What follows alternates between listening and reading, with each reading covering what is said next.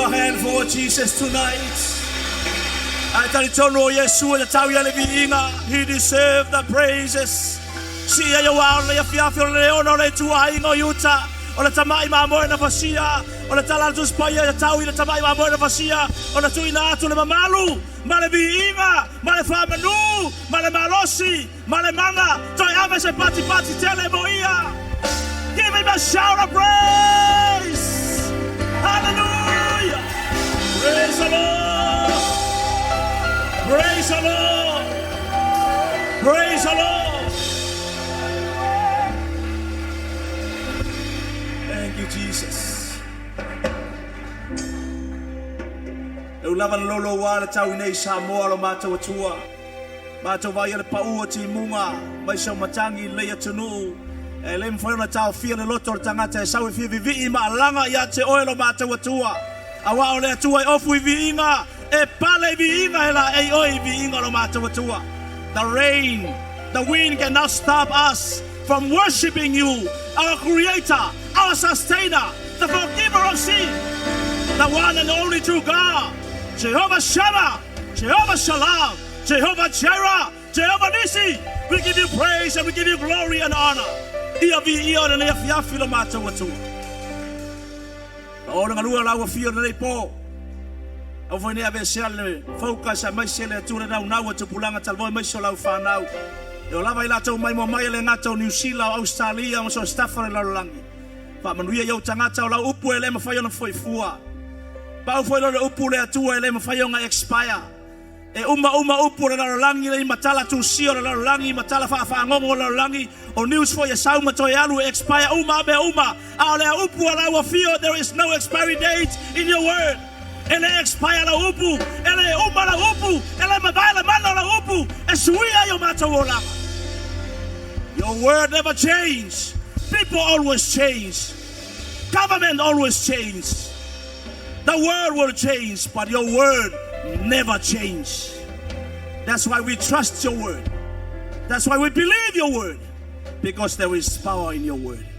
Ya bi yo le fiafi lo mata watu fa fa tele nga pa ia lo faunga. Ona lo suafa Yesu ala langa fa na wala tua. Amen. Ia le tua. Ta talo mai lo ata matau pe tali tonu sa ole upo le tua le expire. Amen. Fa tanga tonu tafa expire ia la me aina ai le expire le upo le tua. Amen. E for the game wa old fashion ai lo ofu na fai e old fashion lo ofu stay me expire for uma for mana ia manongi. Ale upo le tua no expire. Amen. E nga lenga ko mai peka fa longo le upo le. There is no expiry date le upo le tua. Au te man tua ila tasina mena ula unga le ofisa fa misilonga wa. O lua masina talwai pe tolu. I declare before them pa wala le upo le expire. Expire uma news. Wala fo longo wa Michael Jackson e maya ku pulang laiki o nga kamba. O nga li e le lo la ko. E pa wala le mea vai e o pepe le fanga o mai e kupu foi la tau e o la tau le upo le tua. Me ngale fa metala tu spaia a o le tama tu samaona e o le upu le. E maya o matua le ke a ese. E mo e alu wala ma fa ngol tangata mala o nga tangata. Ele poko fa ma fa e uma. E uma. Ale upule e benga le malike nese le falinga aisha o la yele mana. There is power in the word of God. E mafu mai lang ku shela le faunga lang pa ia. And the offer of the Bible itself is the Holy Spirit. Na ku shia la le faunga e mai so le mana le answer le ufa petani le answer ku so le musmusunga. O nga yoyo le nganga pa ia I loto tangata pa ia. E mai se ona tai na tai mine ye tu sia. Me fa nga lenga pe quote le upu. E ke fa longo ye le ola. Mai ke mu fo sa kangi le upu le atua. Amen. Fa ka ka ele sola sa kangi sa upu fai ele sola sa kangi sa upu. Iyo e. Ai sola le upu le atua. Amen. Bi ia le ali. Ya. Atala fa ta tau tau le fiafi. Le fa mai ta watu. Ele mafaya le timo na tafia le tanga tafia inu mafia ai le upo le atua. Amen. Ko fa ka lo fa ka fa rain or no rain still praise the Lord. Awe wale ngai mai ia wale usuka ila ko nge fiafi. Ia onisi umalanga isa vai nisi umalanga itua ia tulanga foi lo tamaiti o nisi la tapalolo mela le au tapalolo umba le po o le anga mai ia manuia tau tanga palolo ai mana tu mai matou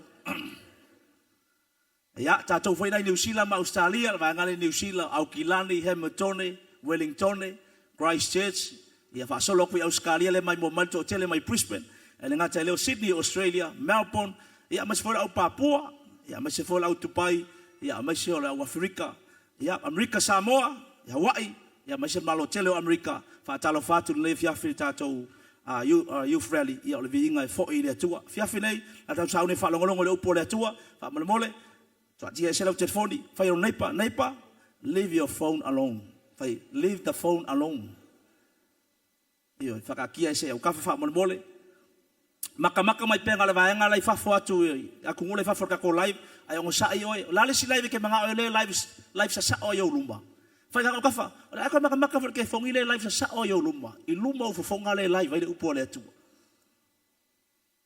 dia le tua mo le TIMOTEO lom tau pe fa eu poe mo le lua mo le TIMOTEO lom tau pe fa mo le lua la mo se fe au tau o nei taimi fa longo le mal tato uso o lo tato ye tape na penanga ya ilo wala talata le fio mai o le li ma ko fa longo le mai fa mole can have your attention mana tua eselemeta o le sitianga we are waiting for the rapture of the church mo se salonim tau pe fa su kolu su malvalu kau kilo fa kalia le meka o le second coming po le fio fa lua mai o Yesu le tu ona o le maunga o ai o live o nga vai lua ile o le maunga e se o ngata ile menga walaka le fio fa lua mai o Yesu walaka le fio mai Yesu a fio mai ya o le mele fa karikale le au paia le au kemisiano e o talia le fa o tanga o le meta o le sitianga o le au paia le fa melta la tu spaia mo mo salem ta ko fa e mo no to tu wa e tanga ta life e oti pe mo mo o ya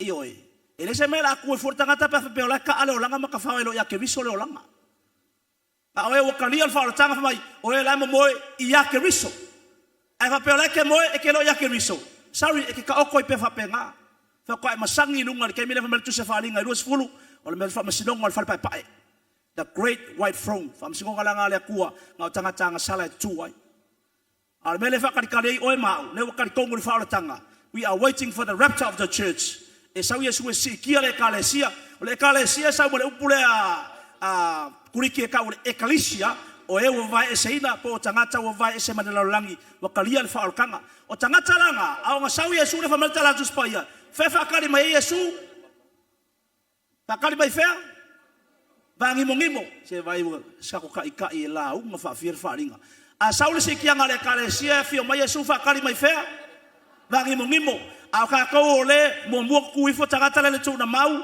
o mo nga fa kwa so mo ka ko ye fe ola ma toe e fa fenga ya lunga e ave o le ave le ao ko fa ka lo fa yo ka fa va ai le ao isa yo fa yai e misi lo le ao e ka lu fa malu e ko pa o mai la e ke le ao se polo suki yo ele ke le me venga le o mai le ai o le ao e fa kali e sa le ao a fa mai atupu me lea e pe ole emo mata fa emo mai o maka ia le ke le fa ko fa ivi mai lo maka fa emo maka lua emo mai maka lua ia ai pe ele emo fa pengar ke me ku por sikiang mana tu mai la oe alu sikianga e misi ko e pau ala wa bangola toe o lo ui pupu nga ia ka o fiku kausanga e pupu nga mama fa pupu nga mama ai o saila e ke ui le mele vai e sei pe tipilo no ulu polo wao e ke ui roi pupuanga ko e paunga lo wangoa ai fa nga ka ma lo wangoa ai sa e ke fa pe aku ke mi la fa la ma yer ke me vai sai lo wao fa au ma yer nga fa ilonga ono ka ke le fioki e man ko la le fa nga ka fa se maka fa le fake e la wala ma se pengi sinomen make ono le ai man ko fera le mfaina ko fa ka fa lolo o tala Revelation 13 me ka spaya ele mfaina fa ta watu pe fa ta mai man ko ela ko mala fake ongongo e skanda ko masingi mai e fake o nga mawa lolo o nga mawa sa o mo nga le malole ona watu lolo o le me la fa polonga i Anyway, ila ka kumka upul nga ale upulea warnings ale ka ke lunga o tapenanga ya ka penga lo tangata uala kalaka ko fa ka lofa yo kafa wai fa to all na to e fio mai mo morti mo toram ta po fa mo lua la fa tau mai focus fa mo le attention a olo tau tino mai ele nganga e o eseni sile fa tu ai tausaga amuli la tau te fa longo ya nganga e FAASESE mata upu te moni ona o le pepelo tangata tala pepelo o e ua whaamuina o la tau lava loto fo te eifo i le ua mea a asa. O loo tau tino mai e le anganga. Wa i le anganga i ngai lo le anganga oe o le anganga oe a maka ala kiki. The spirit of a man starts with small letter. O le umeanga i ngā o le amakua declare ma makua kaukingo mai o le ala poa. It is the Holy Spirit. The mal declaration le nganga pa ia. E o ese nisi tausaga amuli i kongo le whaolkanga. Now, e au ngā le lui lea, mo ka kore fiafi. O se lui kau kele ia o inga i e whamalosi mai tu mau mai koanga ki whamaulalo mai whako ese i le li. Ma ka penga penga ma whamaingo tātou o langa. Le lope o le ke alala mai i. Ai kele alu. O si foi tangata sai i la kau sanga mo vai ma le tau sanga le wale ko i. Wale ko mai. O nga sao ina le kala kuspa ia. O lo tau tino mai makua kau kingo male mau kingo. E lo se tangata fa mo le se angelu e onga le upulea. E lo se tangata pa ia. It is from the Holy Spirit himself. Pa mai lo tau tino mai le nganga. E o ese nisi tausanga amuli, the last days. Aso ga ko yai. I le vāle whakaringa o le fio mai Yesu e si le kalesia. Ma le fio whaalua mai o Yesu ke miso. E ko kele tangata e to uruai. E to tele tangata e le koe paki mai i las whaleile. To telefoi tangata o solomuri ese ma le akua.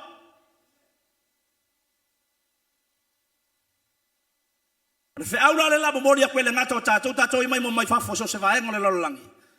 is a message of warning from the Holy Spirit. Kelea warning si wa malikeminge. Alele message fa ilo aku o lo yese fe au la patai mai le mana o le nganga pa ia mo ka ko ngai fale o lo fa tanga le tu se sumai mai tatou e mai mo mai lunga o penga ta failangi o lo yese fe au la patai warnings emo mai mori. Fa ke le menga iluma po se omo po se vangu po se makasele po ngi fao po ngi kao menga iluma ye pa upo ngi ma.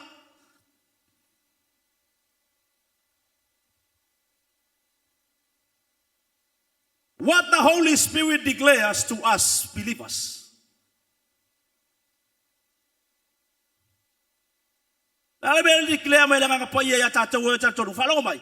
O le message lea, e leo ave tangata le whaora inga po tangata le karkongu. Le ai. E leo kalangoa le mele i tangata o lai whafore pa mamoe, tangata lai lo pala pele anga sala. The devil is already worked there. We pray for them. E na ia save tangata la makaria le whaora tanga mwha ma o mai le li, ma ave yesu e whai moani mo la whaola i o la kuolanga. E leo kalangoa le message lea, i kama lai whafoi o. Banga le whai kusi o kako lima. God loves the sinners. Pe nga lofa Yesu ya oe, e lofa fo Yesu tangata la siva la lo mori fa kala por gifia. And we don't have to judge them. We have to pray for them that one day they're going to come into the light of the gospel of Jesus Christ. Ala upulea, upu mo tatou ye le fia filingai. Ka ko iwa se furu ka usanga kalu fa lainga, luas furu ka usanga kalu fa lainga, ko akasi ka usanga kalu fa lainga, fa ko akasi le vayaso kalu ngai fa lainga pe dua vayaso. Wa ngai ro la fa lainga isi vai ngai vayaso lo mo vai. Amana tula fetala inga Yesu. Oe mua ave ama muli. Inga ia wangai fa mawalunga lo loko. Afai fa nga o le akua. Sikia le akua le fa unga ia oe. Wakelelo wakamai kuspaia. Fa maulalo pelo loko mai kakaro le akua ia fa kuma winga oe. Amen. Bye. Eo ese nisi. The Holy Spirit declares to us believers, some will depart from faith. In the last days, Akalongo le upulea. Depart. EOS. Ele ko yai kongo whaorokanga. Ele o kalangora melea. Ele o ko yai kongo le worship center le ai. Le worship center o le ngore kalesia. E kalangora melea o tangata lai kongo le whaorokanga. Kanga ka wakalia Yesu Kristo ve mali whaole longolanga. Po fele kalesia. You are in the midst of salvation. Of faith in Jesus Christ. Mamalo kala kuspaia. Kumawa inga. Ongo saya inga. In the last days, we need to be careful. We have to be careful. Asya, ika ko ulu, ika ka rese, boleh lava paki, boleh lava bibi, bo feu kadi ngai falongo, boleh lava foi falongo pe mo yenge be ol falo kanga, pe mo yele ko fio mai oleli, ngalo ya ole on sa infa pale le ku, e o marke mi ka kalango ile fa pale le ku ko kele ma mo ile se.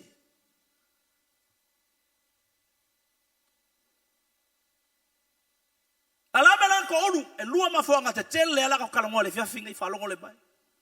Lama nga depart ka ma fato tu. Why people depart from the faith? Depart from salvation. Lama nga tu ua tanga tal fal tanga mau ese ma fa kwa kwa. Lua mafuanga te tele ya kalongo ku spa le fia finga. Why people leave their faith? Depart from their faith. Why? Memo mua deceiving spirits. May wala ko falongo, take heed to deceiving spirit, deception. Falongo kele ole upu. Deceiving, esau le upu le deception.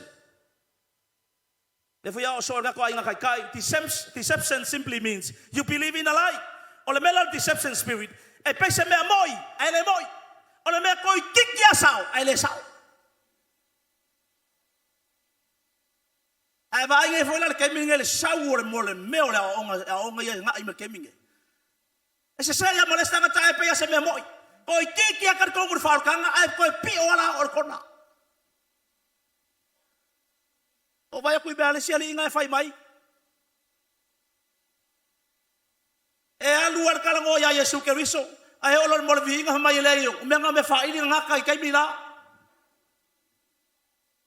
Abala ko nga teaching sa ala ka mo fai la ka bang bang yakula. Nga ile ka ko se meia. Yang ay kalango ke vai ku ke miguel sa me lungo pe nga tafai lami o ma ngai or kalango ai ke amen ai ai so ya ku ma sai o ma siu ma me lai ku aku ele kar ko ngule mangalo vinga ele manga ka me faili benga fa sai ele ku ka vika ko kikia sao ele sao ai fa go fia ngai tisi vai ba amen ai o mai funga ele ai ese kan ko ngua sao. Memang kau mereka mengala aku ayah le ngakai faya eva. Aku ekor dua me aja kayak kau kia Apollo. Deception, temptation, accusation. Esau momo, faon boleh asal kia Apollo ya, ele momo sau fa soso oi. Le ai ngalu ya eva ele momo fa soso inga eva. Ngalu momo fa karikongu eva. Deceive le ma fa. Emoi fa bela ko vai. Si? Ele era kulor ki apal bai eva asa vai la angaya le ai angala ko makuala fa se oi ele fa se ingalo wisu por ukaringa le ai ele fa se ingalo nguku pe fa se inga se vai ngalo rima fel me fa se inga oe ma fau your brain it is your mind e taker ki apolo lo ma fau ngala ko ki apolo eva o ifai mai le kuwa o ngai lu vai. Ai falo ngolongo le ngo foko repeat me ang faile ko. Fa ma figa sao le ko. Ke mo ke ba pa ma ai ma feo kila. Now, fa ma ke ala ki Apollo. Now, God says e ke lua pe pa ai ma lua o lua feo ti le. Ai fa ma ki Apollo ya eva e ke lua le feo ki. Si? Fa ma le ko feo ki fa ma ki Apollo e ke lua le feo ti. Wa lo le leia le ko ma si le fia le ko. O le ke me ke lua ai ma lu pai. E pula lua maka e velu pengi kua. See? In other words, kusa fa mai sa ki Apollo, ele mo ile kua. Ba pelongia o ele kua. See? Fa mai le kua ke rufeoki, fa mai ki Apollo e ke lua le feoki wa loa ele kuma sila fia le tua, o le ke me ke lua pa ai. E pula lua maka, mai le mo le fia lua. Fa pelo mo fike. pesa wa. Ano mingala ma uwa wa lo fa mai le kuwa a wangi mapa. Ba longola. Deceive lo, believe. Wakari kongo le finga le me pepelo. She believes in a lie, a very bold lie. Eles kama pepelo. Kali kongo le pepelo la po.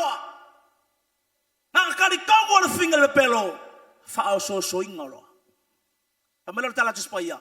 Ona tilo atu le asi, and the woman see the fruits. Agamomua deceive. She believes in a lie. Ole atua ele kongula kalanga fai maua. Kali kongulo ki Apollo. Pamelo tala tuspaya. Ona va ai ya kulo finga le fuole la au. Esa o ya ngai mawaile. Ya kabayar kangak. Onga fa so ingolo isa. If you lope mo ile mele pokole afa mo ki Apollo. Lele ka amino milo le amio le anga ngal ke mingai fa longo mai ka ko auso. Mas foi ka toi mai mo mai. Lela uma fa uma ko upole to because you have to check everything that you see social media. Me foi le ku por mo tanga tele fe ka kuspaia. Fa longo mai it is very dangerous. Pele fe ka wala upole ko. Ngale emo mal me ko ki apa mo ye ka kongulo ye. Ke wele ko saulos falile. Aku esel fale wa mau riai. La kunga man, kun ching cha, aja, i sing cha, aja cha. Fa yang kau kafa, aja cha. Ala fa yang ayasang yang bunga, sing cha. Fa yang kau kafa, yala akasole yang fa sei ngau yang ai kiri do.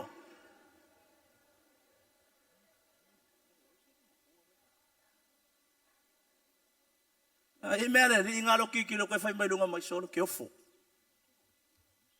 La le ko wele me fai ma ko for kala ko spaya, ele me fai ngai karia ko le vale ku sa malonga. Valea, e me foi valea ko moi. Fa longo mai ai ngi be ke va foi lungo le pen ka fai langi pe ye. O fa kaua.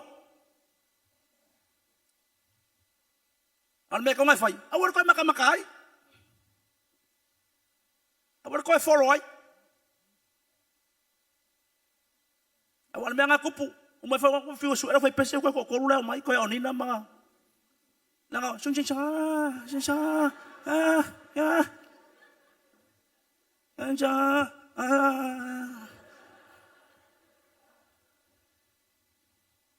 what deceive me momuanga deceiving spirit longa lua doctrines of demons awa onga fa ke mongi doctrines of meyo ke mongi falong mala upula doctrines pomo lala menga mata upo ke mongi falong mai o meyo doctrines momo biblical teachings of a church or a person or ungodly teachings or beliefs of Satan or demons falong mai momo maka upu doctrines momo maka upu momo tali tonunga kali kongungo se kalesia po se fai feau po tangata ole atua ilesi kuor koin o karkongunga o tangata ile karkongu ile kuwa po tatonunga tangata karkongu ke mongi bawa onga ke mongi o menga ka o doctrines po maka upo ke mongi luala me ke kela yala faka kalongo fia finga wala bang ya vesela focus malawa attention mas ka ko mai mo mai la kalongo fa pitoa i meya o deceiving spirits le fa mai kaka kala kuspaya ele nga ko ese tangata i kai mingai anga ka fa sele wa ko tipate sai ka anga sa we fia le nga pa ia mala upo le ko ma vi inga ave le ko e ke sa wole ba ko o le upo le ko lo ko fa manguia le ko lo ko ai ora fa saden nga pingi all deceiving spirit ke elo kut pa ya ko mala ko nga le pa ma elo wa ko ila ko ai ke nga wo so mal sik nga wo ele alu asia wo fa pe hui fa pe a wo sa ol me lo ke sa wi ala wo pese mai o ki apaka le fale lai lunga yo okay alongola awala vesero loko what are deceiving spirit lua me fa melko spaya le ko ese tanga tsa sanga muri me mo fa mai o mo meka o nganga ka fase deceiving spirit le mo fa malama ke ole me ka deception la le me ka mo tanga ole nganga ka fase mal tanga tsa fase nga okay, falongo mai la ko. O ngisi ngayo ko inga ka ko nga fa pia. These are deception spirit. deceiving spirit. Memo mo fa perong fa matalaina. Salvation is earned through works. Good deeds. Fa mai le sia nga ka fa se fa lo mele mele ko hikia sa o se. Le kan ko ngo fo no tele sta ka Samoa. La wala ka sa lo la fa vau. Fa fe ga mo la fa vau. Aya unga ruenga le ye fa. Malue. Sa la unga se fa unga ma ko le si mali wole ba mai. Awa una la. Ngalue. E pe si va fa pena. Ai fa lo ngo taka mai. Awa una la. Wa sa lo la fa vau sa. Ngalue. Deceive. Makari komo istakata ya mako anga yang ngalue. Fau farsa. Foai kaulanga. Fai kupe. Fafanga ka makiba. Fafanga kule ainga. Abaku suka. Laku malamoli. Laku masapsui. Ai si markawanga. Aba yelo nga kawanga ako. Aba mafai pula. Baku malamelei markuai. Ngalue ngalelei. Ongo le fa longo le onga fa mai. Ko anga ngalue. Fai ngalue ngalelei. E ke sawa le ola fa vau. Asi fa longo ia le kala kuspaia. E fa so rufa i varu i vas furu fa longo le mai fa mole. Mo ele mai mo mai. Fa ka fora le pole atua. Wa le lo fatu no wa fa ola nai o tou i le fatu tua. Ele mai ate o tou foi lea. A o le mea wa fo ina mai ele atua. Ele ona o ngaluenga ina le imita se tas. Awa o lana lavanga luenga i tantou. Na faya i tantou ya keriso Yesu. Ina ia faya ngaluenga lele. Na saunia na mua ele atua. Ina ia tantou sava variai. Ka ukingor kuspaia o le lofa tu noa. It is by grace we have been saved. Wa fa ola inga tantou le lofa tu noa. E ala ia ai keriso Yesu. O le sa kaulong fa ola inga i tatou. Mawe ka ko ingale ola e fa vau. Fa mali tala tu spaia na i latou na talia oia. Ma fa tu tu lo suafa na ia batu le manuia tau e latou ana fa na. Fa mali tala inga le yone surfa fa i pono. O nei ole ala upumoni maleola. Ele aluaku se kasi tama pe aleluia ai. Yesu Keriso e lo le ngaluenga. A fa lo ko inga o ngale. Ko ngalue. Fai ngalue ngalei e ke mawa ile manguia male ola fa le ai fa longo le mai ka kau au ngai fa seinga tatou o le ola fa vau e kasi ale wala benga fa mal fatala nga Yesu e va piapi le wala ta watu le manuia e va kele le wala ka waku le malaya aisha la bela fa mai va piapi la ngal kasi mai mawa pe fa mal ku spaya lua wala ka sa ola fa vau ngal kasi ya nga o Yesu Keriso ela lo salamo fa mo lalo fa ko ese kalia oia male menga ia fai ngor sa kaulo o le mea lofa menga Roma ono fai bolo suma tolu o le otro tongi o le sala o le ola fa va o le mea fo ai fua inna is a gift now fasili lo maltagata fa fela nga luenga pasta o ngala ya albo mo ko ni ton tapo tolu fa metala tu spaia o nga luenga umata tu te fai le mole atua e maue ka ko le me ka ole tawi fa longo mai reward o le ngaluenga kusale le ya kawile ke mawole mele mal mele ke fainga luenga le malo por company e ke fainga luenga valu ikula iba ikula ona tawia le o le pay that's a reward ole fa vau e ke le ngalue inga it's a gift fa mal mole ese mama ole me ka o le kawi mal me ka o le me alofa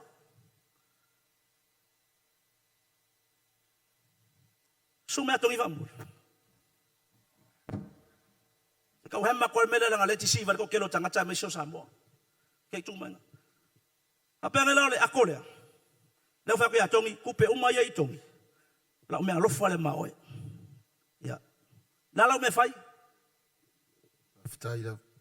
pa wala me fai a fa pele le wa ba ko fa pe me tongi la kango la kanga ko va ko ma le se la ka la le ya la fa ka foi la fa lo wala nga me alofa la ka fa tongi ko ka wi mai avai it's a gift ave fua matongi ko marka ako tongi nga lawa umba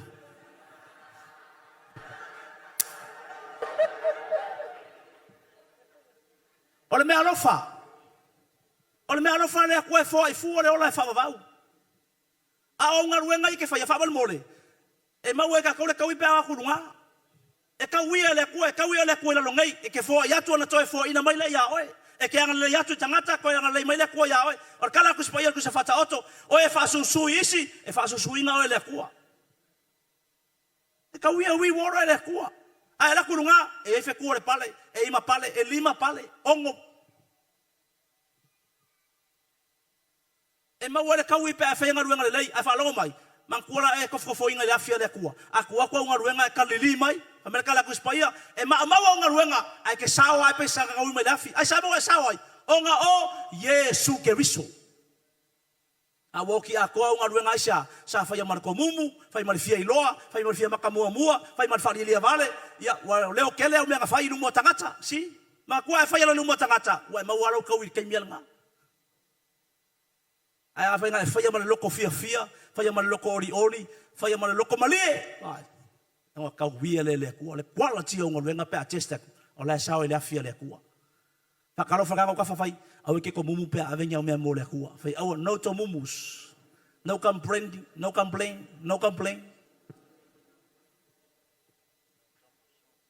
deception palongo mai ai está nga tala tu masao nga ya ke oe o la wala le fa vau fai ngolwenga le lei wrong. Kasi ala wala lola fa bau ngala ka lai kalia Yesu Keriso na maliu lungo sa taulo. Ko fa longo mai la proof longa lua. O ko man ko le pangkasa le ku ka makau. Le ai masenga luenga. Le I falo e fesa songa le fauga se fa le sama fa fanga ni fa feau, ma fa fanga tanga basiba, e le ale koso ki kololi o supermarket. E se bea, e le ale mapu se fa le sa. La bea le galu sa kaulo. A worse sinner deserve the punishment al malo. Aisha anga sala fa omea fa so tangata ngoi paula ka nga fai ngale leanga ole amio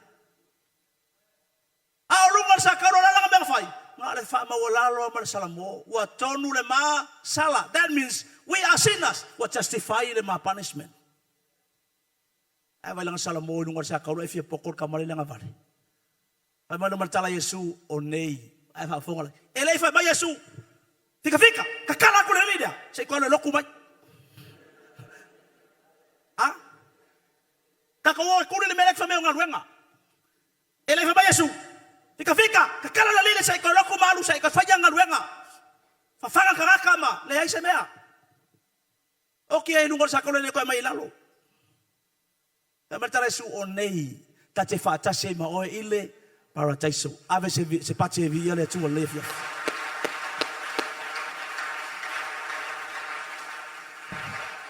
So ai se o nga fa mai ke oe o nga ruenga ke sa le fa bau deceive o deception le menga sa fa melo mala fa na fa pero molesta ngata le mata mai fa pasta fa fela kala ku se Jacopo o fa tu ya nga ruenga fa tu mate na fa lo mai fa palengi le mea ai vai mo ka ba sol fangua ele se ka ba se fangua mo lu ka ba se fangua mo sol fangua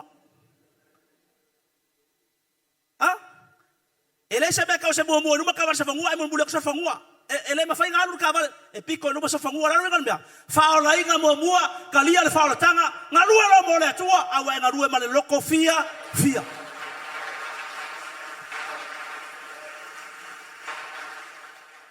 first things first I want to allow sell interpretation fa ola inga mo mua kalia le fa ola tanga and then work ora nga luenga la fai me ka ora nga lue ino la fa tanga inga ia mawar ka ko kawile ka kalongo ai rewards in heaven na fa longo mai la makora kala ku se faringa o la to nga luenga fo ia muri atu ya taila ele fa marko spaya o la to nga luenga fo ia mo muaku le ai fa marko spaya o la to nga luenga fo ia muri aku e mo lu manga karier fa kanga la alu fa lai ba yesunga fa lai ga ai follow ko nga luenga fa memori mau o mesa fa al manga ya awa la fa ke oi e ma fa yal tanga tala e o la nga sala ngalu fa il farsa me moi em fa yal tanga ta APIA ai maluanga ai pau kai polo waiku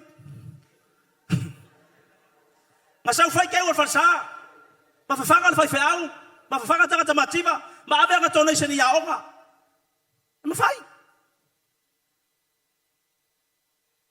Wala na manacho nga luenga nga vai la ya. Awa nga luenga ye fa mole ole nga sala fia vese. Ele mfainga ave sele nga sala isengaluenga. No work or deed can take away your sin. The only way ave sele nga sala wanga ole toto o Yesu Keriso ave se patimo Yesu lefiaf.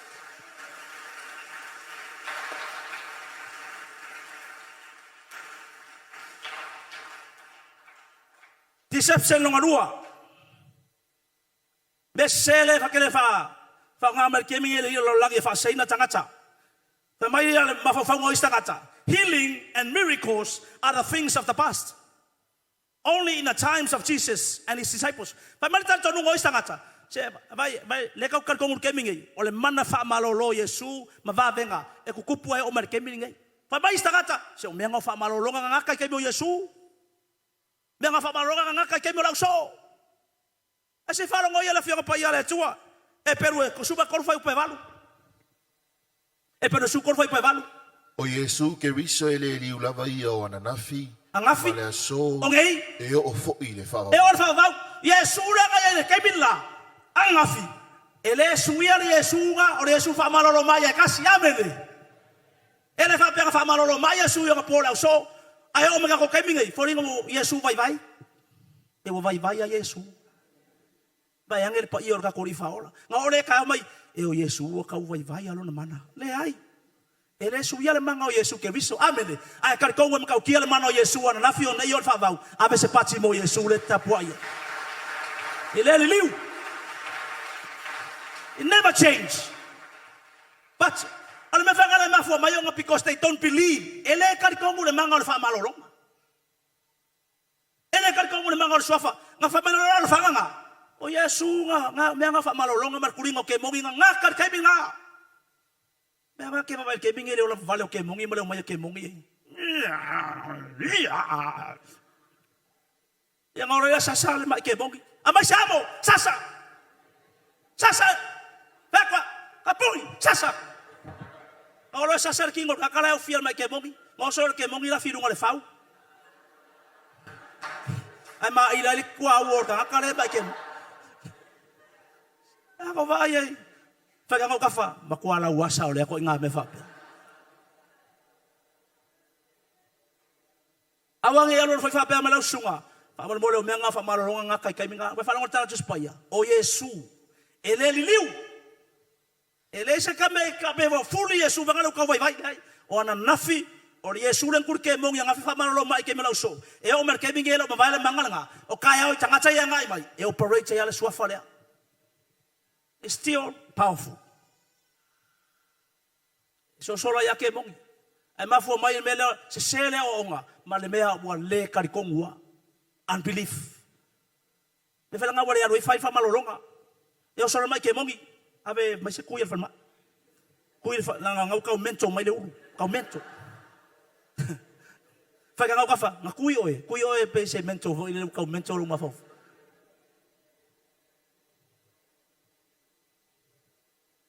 Ora fai ngo fier kulingo ke mongi. Ora tala tu amerta la Yesu. O te foi na tu ate tole pule male manna. E solia ingata maaka male malo si uma ole fili. Ora promise is a promise for the believers. Amer feta la Yesu. E muli atu nai fa longa ye tali tonu fatu tua. Ele fa mai. E muli atu nai fa longa na oenga yo po la usa o Yesu. Lehai. Believers. Kau fakafa ila kafa, ai marola sungal tur temoni, ai marola sungal tur temoni. Fesila yai, o tuli, o e tulia temoni po na tuli o temoni.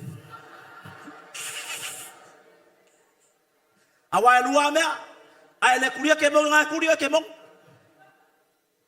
Na fa moni ngala kala. Wala ngai musa fa yakon. Ile swafa Yesu. In the name of Jesus, kemongi. E ngovaya o, ngovaya. Yala koe kuri fo ya o leo ma. Ngai pelo alo ki nganga po le koe ngai kuri mai la le nganga pelo nga fe ke pelo.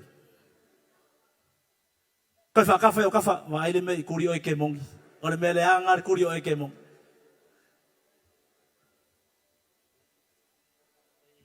Ya fa ya ele stanga tale mai mo mai Australia, ele stanga tanga mai mo mai singi. Mai uso o ke ua pingi o ke mongi.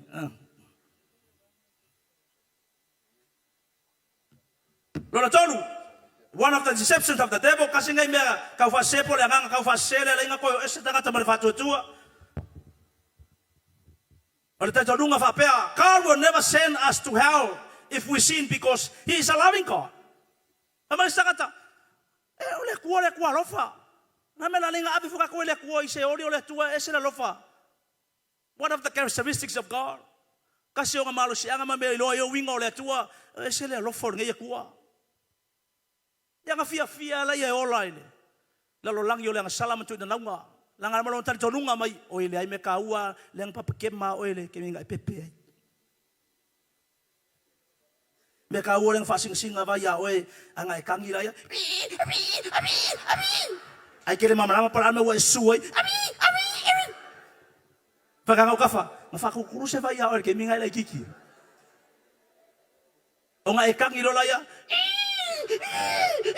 Ai kele mama lama para me la fa suoi lo mo. Ona fai mai lolo isi, wala valanga. Ona matua I folola ya, tu paipa, tu pa aute. Tu polotito, ai nga oi. Ala fai mai wala val ke minga fa kurukuru ai. Awa kilenga vai aku ai kapaa. O kwa yuli ala ngukule. Yang sa fole I.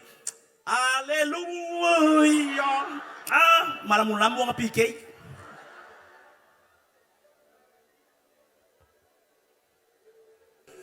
Ava se pace via le tue le fia.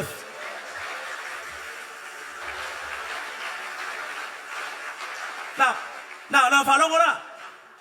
People say, believe that, le ko ngaka ko ngole fa pe ko tisi va tangata. Ma le ko lo fa ka ke le o se oli, bola ka ko wola la sala, ka ko fa kalapu, ka ko fa ya la sala, ka ke o le fa va se fa fonga ya la, fa linga lo sul fa sul limba. Aulo foi e nauti. O tangata nuu a nzoa mali. O tutu I lumo le tua. O na fofola le o tusi. Ma fofola foi ma le tasi tusi. Ia. O le tusi le o le ola.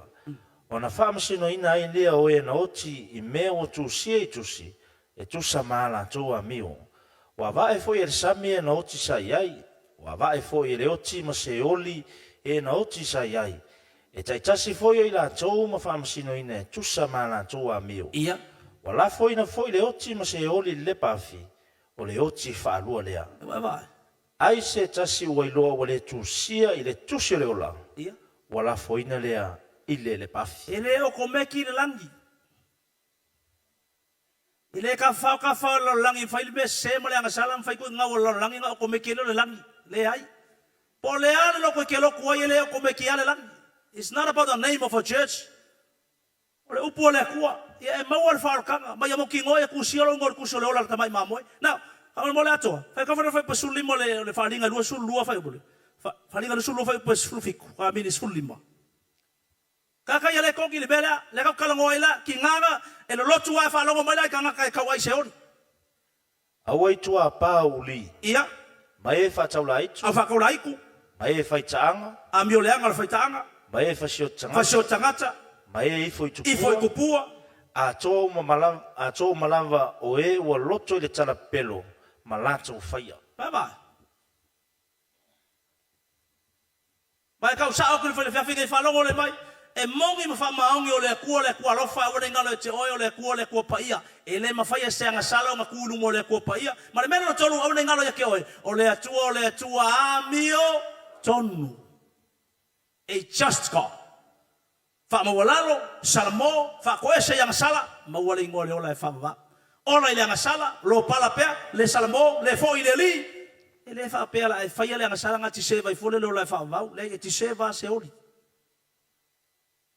asia ele me fa nga soria le kuala nga upu ele fa so tangata ba ai o komeki sa u pe le ai e lo fa le kua ala mi tonu le tua e ke alu se oli ai lo fa le kua ya oi because the nature le kua is a loving God.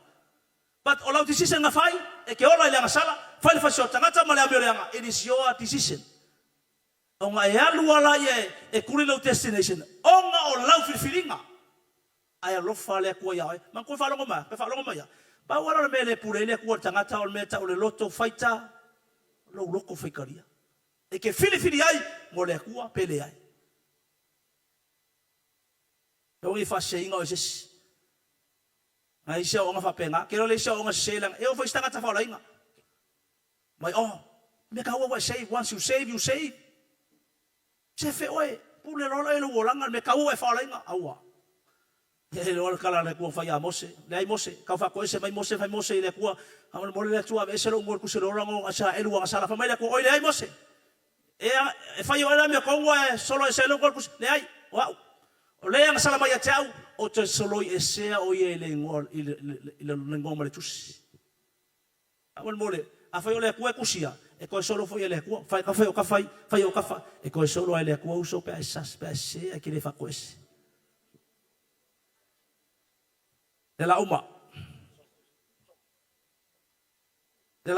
sa iba ka ko woi meya deception let's say nga fa say nga tangata same sex marriage awa ngol rainbow wo fa ngale rainbow le ko e fai mapengi se la confirm foi lele ava ti sim. We love those people. Lang ay tsaka sa oras fa pefo I fa finge. Fa kama, usala mo ese mai. Ava lo ko nga belief le. Kako uba same sex marriage is okay. We are all God's people. We are created in the image of God. La me ko kusilima yamako. Le ikaw kele ko kusilima. We are preaching the truth. Nothing but the truth. And only the truth can set you free. E o se mai le langa fa pela makor kala ku spoya mai awanga mo moyo le tama pe no moyo le chaine e ngo sia le ku now fa longa le kala ku spoya Roma mo fa pe luo no lo fitu ma le tolsu ma lua na fa longa le mai it is in the word of God melia awanga DECEIVING ka ko meya we love the sinners but we hate the behavior and we hate the attitude we hate the sin but we love the people e mga mil salmon fa mo laro mo le Roma mo fai peruo lo fiku fa longa no ka kio le mele me ka kai believes me fa pe mala ko unga there believes deceive la ko me fa pe ngai e okay e lo fa mo le tu e tato fa longa Roma mo fai peruo lo fiku o le mele na tu ina tu ai la tu ele tu I mana o e masia siai ia awa o la tu fa fine foi o la tu fa suia ile tu e tatau ma le tu e le tatau e fa pe foi tani o tu e la tu le tu e tatau ile fa fine ina ua mulo la tau fe famana ua mulo la tau fe mana ai wa manga or kama wa manga or kenge me wa last la ko loko ele fi manga or kama ngofo masikenge ele manga o sekenge ngofo masikama awa manga or kama ngofo masikama abar kala kuspaya wa wa makwa last la loko ele kalo sia le ola mai se sia me se mai mo mai ka u or mele na fa mo le tom ko fa ka ma lufu fiku atong e fa pe foi tani ia o tu ua ila tau le tu e tatau I le fafine ia ina ua mui lo la tau fe famana na mana oa ai o tane ua fe faia I la tau I me masia siai ia ua tau ia fo I la tau yo la tau lava tino e tusa ma lo la tau sise e ka uia le ko lu ngole nga sala na fa longo mala ma ka kio le me muri le ala fa tau mai le sunga ya tau Il fa pe ko lua e le mele kupu mo mo tanga tsaye le lo ke fai ma exercise me fa pengai o e fi ko ina lifestyle fa pe ele se upu au ele se upu sanga tapa ia po se upu sangelu it is the word of God o le mela le tupu ia ila to e fai me fa pe fa atasi matangata o e fai kula fango those who support and legalize same sex marriage ala ko le kala ko spaya fai patol lua o ila tau ia ua iloa le tonu mai le atu kanga ka ia practicing mai yo mo homosexual mo mai ia be ka o gay marriage ia e tatau ona oti o e fai mea whapena. O le upura o tau ona oti o fai mea whapena. E le se upura fai fiau le kau kalaku ma loko mawalalo. Le upu ai, upu o le akua. E le mawhai ngai ngofo akiu le upu o le akua. You cannot found mole. Vai la me call deception. E fiu tanga te tau mimilo. E kau mimilo le me inga yasui chile me la mga oi. Le ai whamal mole. Mimilo mai oi le upu o le akua. O le mimilo le upu o le akua kusamalo mga onga. Do not twist the word of God. Ina satisfy naman ako ng tangata ang sala. Leay, twist lo langa according to the word of God. Awe kam fa twist le por ko ke la fia nga kam fa le su eso vai pangwa. O le tu alo fa. Mato fo tanga sala. Pa wa mako homo so mako feola mai ai. Whapea mato I mato leo. Hello, hi Nancy. How are you? Pa wa mako leo pe fa I la wasa. O makuali sa whafinga ngai ni ska wanga ngasa fai kai oi. Kita no ya sola, menga wili tano atustala. Hotel. Ano whafinga la. Whafinga kuwa.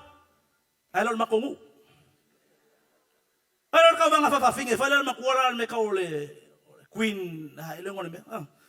Whafinga la nga oia lasia. Pusa o mai uma whafinga wai pa Ko pa Ya sorry whafinga mai. My name is Tracy. I proudly sponsor Pai. My name is Nancy. I proudly. I have this Nancy. Muli maramot fafinga na kile ka uakwale ngo. Ay la po ala ko meuli. La meuli es fafinga la me la po ala. Well, kusanga la amer ko inga marango makingoa. O ngaye uli va. Ya la amay. Kuar ko inga ilumor mai fa mai. Ole aso ne. E fia lana de fascinato. O mako uma o kama.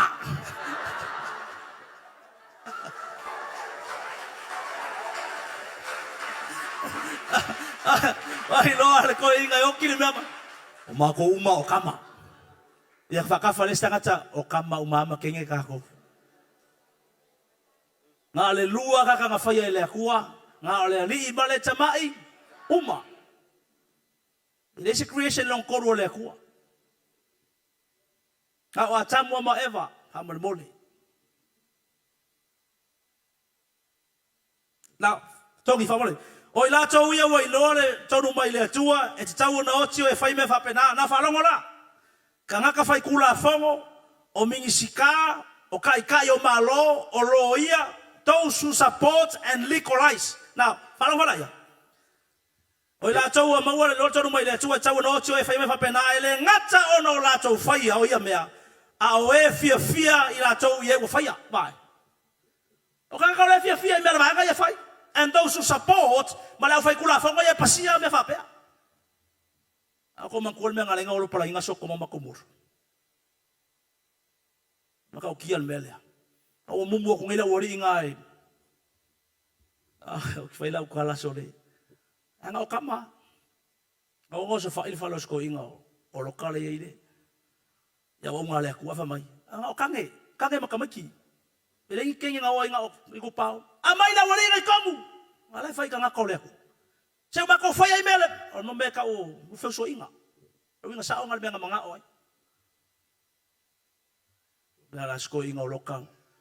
Se malia ia ole sia u fanga o kenge lea. Le ai, okay, mai ka mangai komu.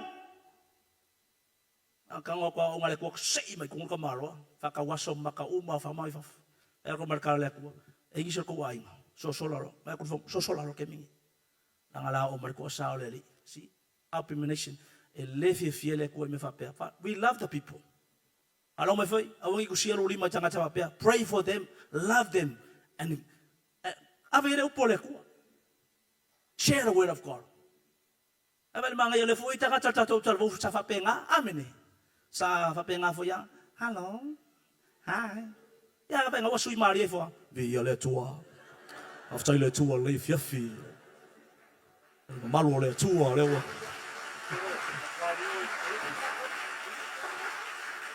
Ngal pa warbe fia ve ese ko koringa e mo ki fale le uru. Ma bes ko koringa. Ave pega o kalinga ele tupa vai.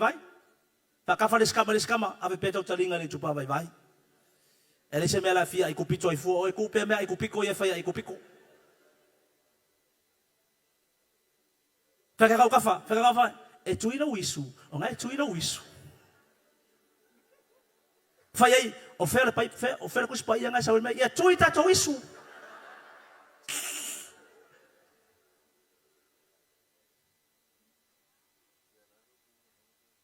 Ko fai ka fa e maingi ia. Me murmuri. Alcohol, falongo mo deception. Pa mai stangata Al melo le ava malosi mo fala fasaina okay because only things come out of the heart defiles a man.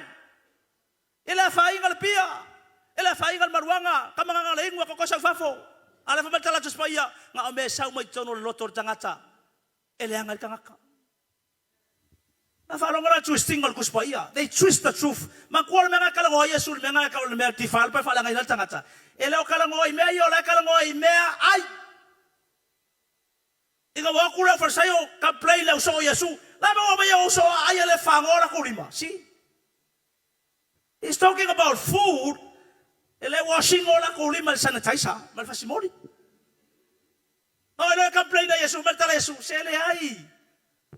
Ela me ai ela kong wala ngal tangata. A o kong tangata nga o menga sa umay kong. Ay o ka kong sama may. Ela may just pa iya la okay le pia.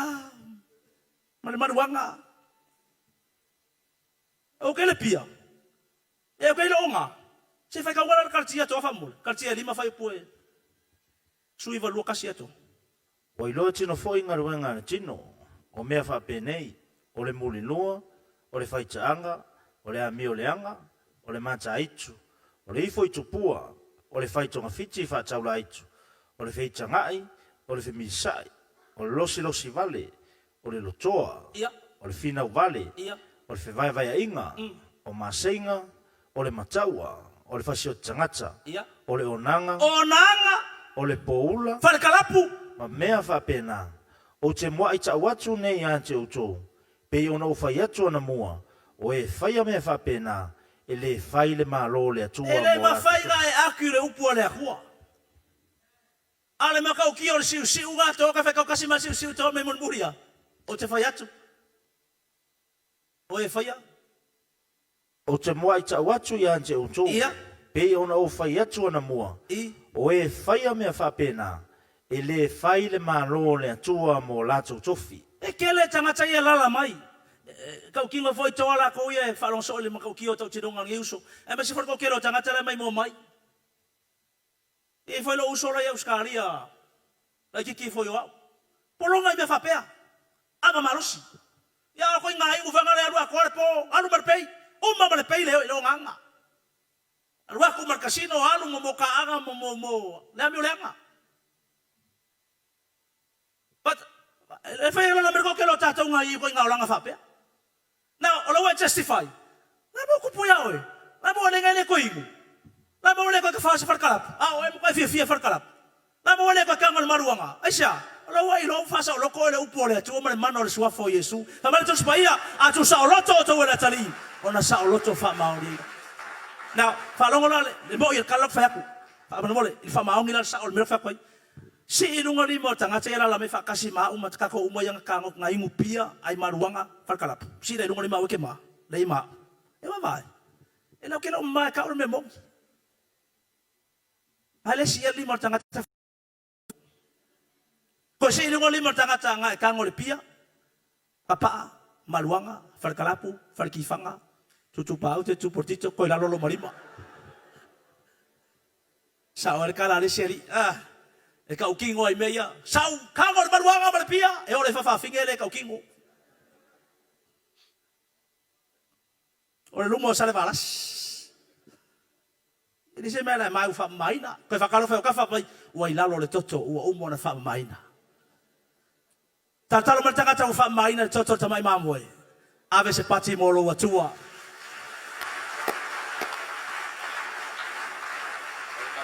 fa uma Sai maya because loka kung kau pwe fa kaua very interesting and I know it's powerful. Kaua ke le fa mo le ngal tako topic. Maka wo ese mai ia so amuri o me ia ka ki vai mo beliefs mo ka ko ngwa tangata. I deceive very deceptive, very deceiving. E fa sei ngai ka ko e foi ka ko mai mo mai. Okay? Le muri. What are the doctrines of demons? Le wa fa lo ngai me ka o mo nga ka fa sen ka waku ai kele doctrines of kemongi ngal ba ko ngai melaiki fa mole a onga kemongi me mo mua ole ia le kusi ka fa ka wangen mo moti mo cham chau pe fa ko su e fa mole to tongi kusi fa vai kusi le main text fa mole mo moti mo cham chau pe e fa fa mo mua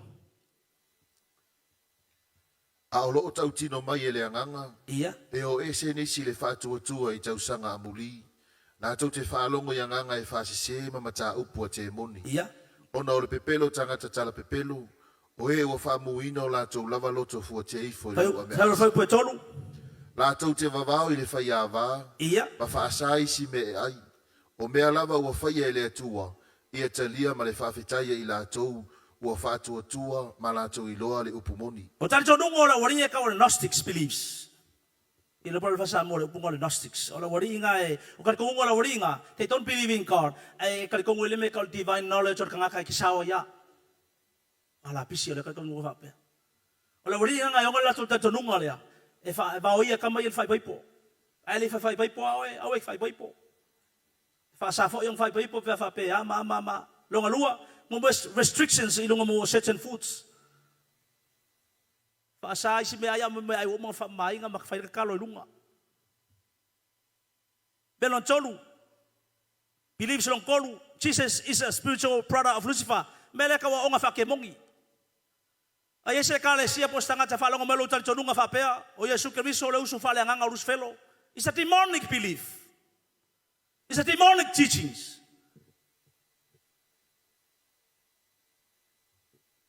O Lucifer kakare le save bange rusini lunga. Na kureite le tua ngai ola ngalu ngai fai ole ave vinga ole tua matai tai angelu. Ave kaulanga, he is a worship leader in heaven. Awe no ele kuala nga mi ole nga fit nga ma ngale skeru e. Luas furvalu, ba fale sai sumal fa, ba sai sumal tasi. E me ola lu ave ngale, ai wa, o mo le loko fa ngale mai wa lo ele tua o sina fiele kuala nga mi ole nga. Alo ngalo ko fia kua. O fia kua, o fia pe ole kua. E mai le fa yo ma fa nga mai wa sila fia le tu alo ngalo ko, wala nga me lilo mo nga mi ole nga. Ona ave esea mai le kua, mai le ngofo ari, ai sa uma le kasi vai koru angelu nga ngofa se. Ka wanga ko pe ole kua. Apa ka ko kengi fa kasi, ke fo le kua mo le. E fa ya istanga tar keminga, kam fa e pingeiro nga ka ya. Nga oia kai ia. Ai pe ka ko. Puri mai le kua. O longa winga longa ngole pero of flights o fa ali mali pulo mo le mata ngo fie. Fe lang long wai. Wa nga menga fa ye a fili wai kingo spako fo le langa fe la fi me la li o nga ia me ngo fo. Ima. Kas mai le kua sa ber kasi vai ko ruang ngelu lenga ku se faringa. Le ala wali walo saka. Ele fai mai. Ese ale genealogy o Yesu Kristo mo menga kupunga mai Yesu Kristo. O yo le ono le tu ai ngo tabita. Ese o nga fa penga ke se ai. Fai ka fa ele o Lucifero le uso Yesu Kristo. O Yesu Kristo le alo le atua na fa na le tau pou Maria. Amen. Ele nga sala Yesu Kristo. Divine. Bi ele ri. Memuli. Kasi o nga fa kemongi. Witchcrafts, occults, momo ngalu nga uma ya fa kemongi le me o vilikusi, fai pele, fo fa kaulaiku. Ao nga uma nga fa kemongi, be ye fai ka samo, fa long verto no me suma valu fai pesfuru sukolu. Te no me suma valu fai pesfuru sukolu. La fa uma tele pole tua. Awane ilo ya te o ese tasina te fa uianelo na tali I polo na fa fine le afi. O se fai tonga fiti fa taula itu. Ia. O se I ite ia o le langi. Po se sa ili fai longa. Po se taula itu. Po se apele.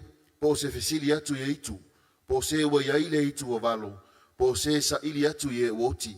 Awa inu sia Yehova ilato uma o e faya na mea. E turia fo ilato Yehova lo watua ai o luma. Ona o nā mea e inu sia. Kakau mo i tonu whaotanga whalonga me kako kalboi me seo mai mo mai. Kakau mo i tonu whaotanga temine. Aua nga ese whawhinge vale matua, po se lo makua, po se fofai pele, po se vilikusi, po se tangata e sau pelo ngio e, avele mai nga e sue. Ang matua, songa fua, basoli. Lei, asa walaina last week. Aba kwel mai le ofisa. E ako le ungari e kia uma ko kalangola e. Ola ao ele aso nga e avele le la kama. Ela kiki o ski pe a lima kausanga. Ongo. Ai fa mai pasta. O ngei le uma filfile le makio e avele ma fingele su e fepele. Me wale mfeng sabati. Me ufu abel farbai. Me le lau mamai. Wa mafunga mafe mai. Isi kasi o mafingeng fai mai mau. Make mai le ofisa. El fa maung yo le ku. Ana e ko wole. Mo fanga ta. Na mereka mafanga le koko ga ya. Ya male kusi. Sanga ko nga oi o lelo makua le ka oko ikuai ngala o lo makua nga ai ngo foi savai ya le ko transfer mai o lo makua la nga o so ngai le wai o me la fai ko ke o la fi ele ko ma o lo makua ko kuri tu ma ya mali foi o tinawa ya ngora ya ko kuri lu mal fo ma fa la fa ya al fai pele Olai lo malia lo makua lang ele si mahalong fangua. Ayo ko fa si ma fa le ma bangi ke ol fangua lo makua ma. Ako vai me ke mongi fa ge. Ya lo nga foi, ya ngale kwa ka ma la ba vai ku male. Ku fesinga. Fa. Ewa mangongi umayo fo ringai. Aba vai ku fu fesinga ma. O me kurang me maka ko enga i mo ku aua. Ala fa mai ia o le leila fo e fa lango le mana o sisiriese. E ka fo le ku ar ke mongi me le kala ngomai. Al me fa la maka o ke be o ke mongi. E uma fa nga ro maka o ke mongi. Ai ko pingi a ke mongi. E ba me nga ka fa me o fo fa ko raiku. Se lo mako pasto inga. Ke va ko isi lo mako ko kasi se gifo. Ma yo so shua ne ya so. Wa mai dalo mo sa kasi. La mo tu ya oi. Tau mai sei vili ta so tu si dale. Ecco kasi ngi fora kui.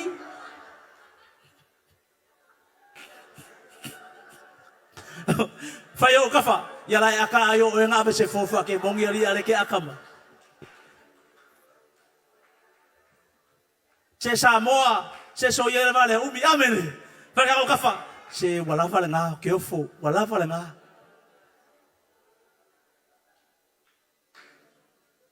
Ale mele fa mai a si inta matiti o fa sanga tu le po.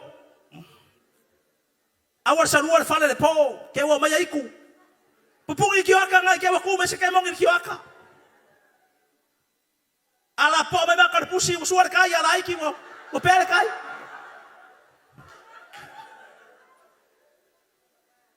Paga ka fa ya ise pusi ai bao. Tako vai kar ko hunga. Now, fa longo fa laya, fa mai makala lo makua.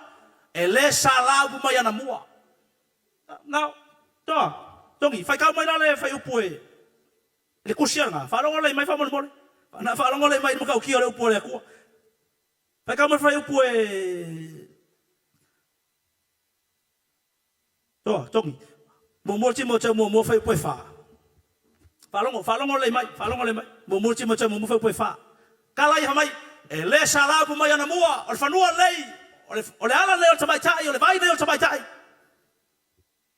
e kali ko ngor ke vinga ma fi ma susu e ma ke mongi la ko fale ma ka fole vai cafe na fala ngo fala ya mo fa upe fa mo fa upe fa Awane i manatu i la tau i talo le vavau. Talo le vavau ma tala ingafa ia Ele aini o na ngataanga. O mea i e tupu ai whina unga.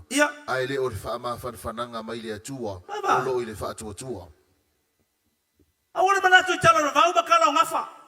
Ia le mele ai. O le whale ngeo le whae. O le anga nei o vatau sili. O i ngofo ai moso o maronga vae. Fai ia la akar ko ngunga kali ko ngui menga la akar ko ngunga ole vai ger ka mai kai sang kai le pis sawa jasi era wai foi ai sawa foi la ubula marka ka unga le abe ole fai kar kai ger wa ngai le po ngai le abe le ka ulang abe le me ai nga fa upe le mangole ka fa vai ia la kure nga abe le po ai mangai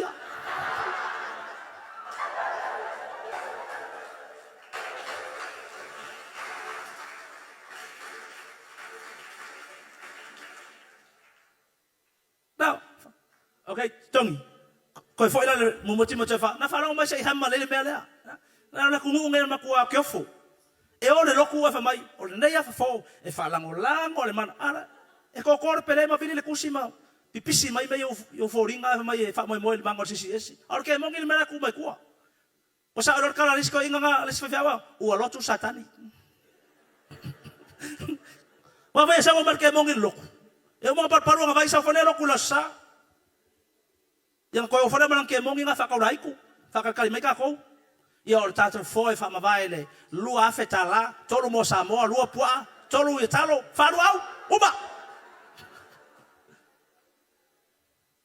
fangu mela mga arke mongi lua selau ya va ko posi ai ngai kau vai ya lava lua selau ya lua talo tolu luau ya mar sapsui ave ko ai ngai mal fo wile mai lua afetala fa mavaile ta fo ya male umutalo atoa ya male mo Samoa ma tolu pua. Wa ula o ke mongiso. Na. Do, tongi. Mo moki mo ke fa pu e fiku. Me na ka khalango ngi. Fa pu fitu. A utala le anga le vavau fa fine vale matua. Bye bye. Ia e alo e se ai, ia e fa amasani le amio. Fa amasani le amio kua ai ki ai e kalo le vavau. Na fa long me fa ko mai mo mai penga tafai lang. Fa long kala ko spoil. A o tala le anga o le babau. Kal ko mo Samoa ai ole ngai nga fua kwai. Tai sama sabol tui balu a. Ya mai fa kasia me fa ke mong.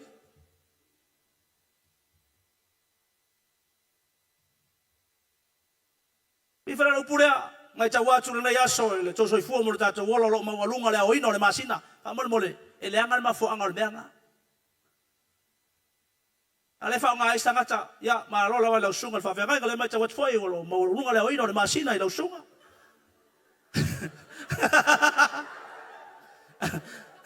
Ai aru ko inga u fa ma ko fa fa mo le pasa u ko fa nga sisi benga ele le nga o le benga ma fo mer ka nga ke e fo nga lu mo le kenya ke e fo wa inga. O nga mai lo la ya ba ku ari le masina o mo nga ia. Ya le fa nga ko ya le fa mai ta watu fa ka fa o kafa o le fa mai ta watu ona o ina le mata le la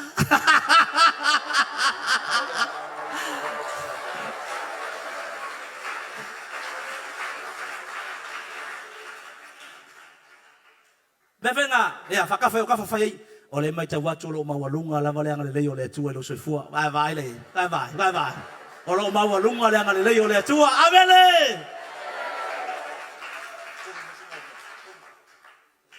kalau apa fa manguia lo ko ponge ka kum ka upungi o le vinga fo ile na fa umanga ku fa pa lo mai pa ai me ke maka social media o mo fa malo si o mai ke vai fa le nga ke vai teaching sanga ka ya saulungole Facebook I don't know po angi me maka YouTube or wherever e ke receiving ai po ki kusi ke fa kau be careful fa mo le fa lo mai check everything that you hear or see.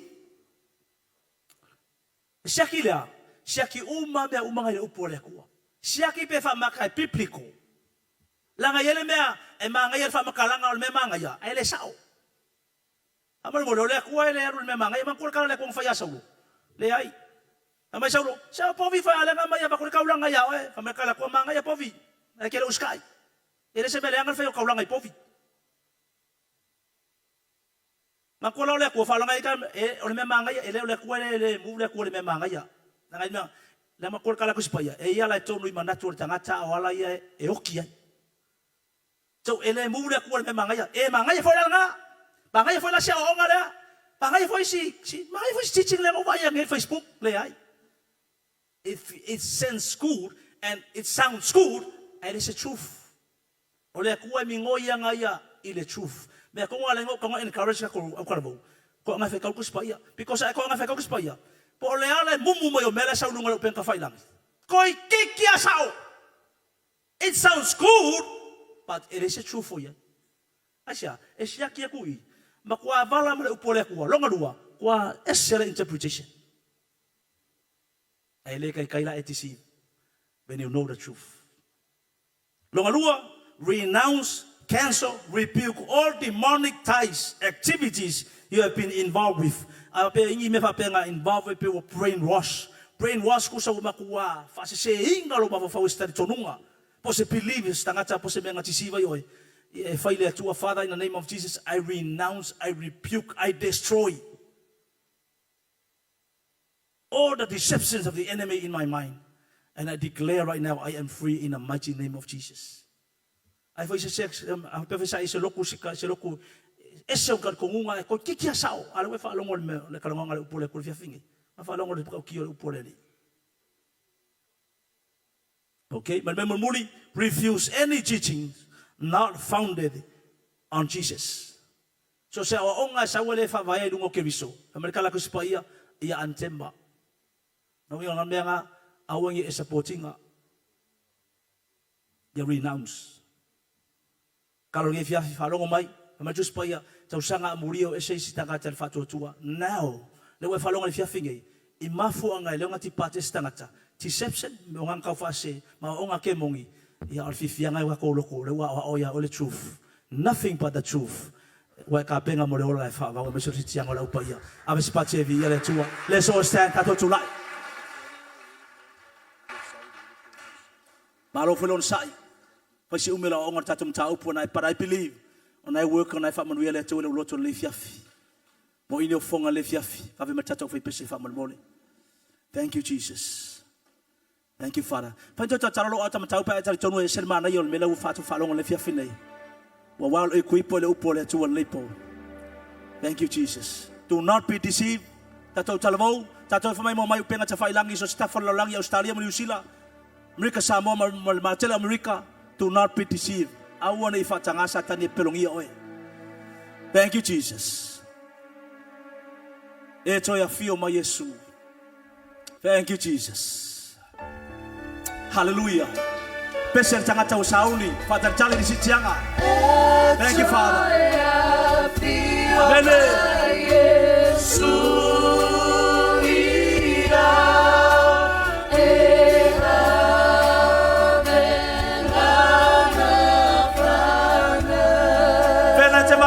So staff on langi tu lo loto ile tu wa le fiafi. Tato talmo le fiafi. Le wa fa longo le batau tio le upo le tua. Ona aso na tayo ese tangata ba fatu tua. A o wa fa longo le fiafi. Hallelujah. Jesus is coming. I want to say no esa onga se se. Ba onga te moni. Never be deceived. Do not be deceived by the enemy. There is power in the word of God. The truth of the word of God. Hallelujah.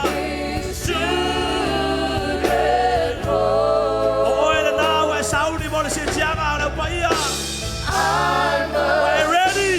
Are you ready? Yes. Yes, Jesus. One more time. Eto ya fio. Si lo leo. Si yo riba. Talo wa au no riba ola la fio mai. One day you're gonna see him coming on the cloud. Hallelujah. Anu afelo ai mai ele vai riba.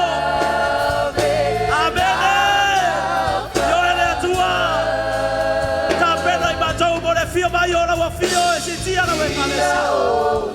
Wala ise taimi ke mato tapela. Mato saudi.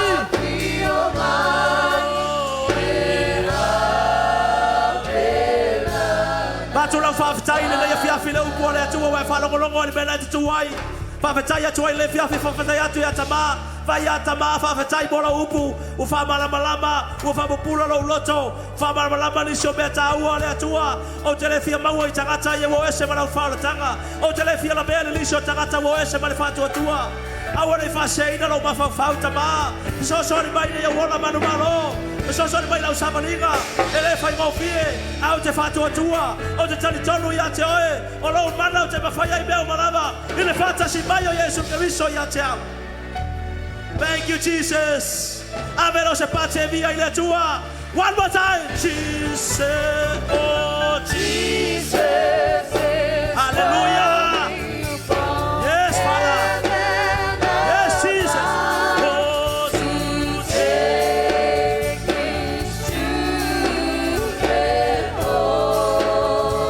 I must be ready.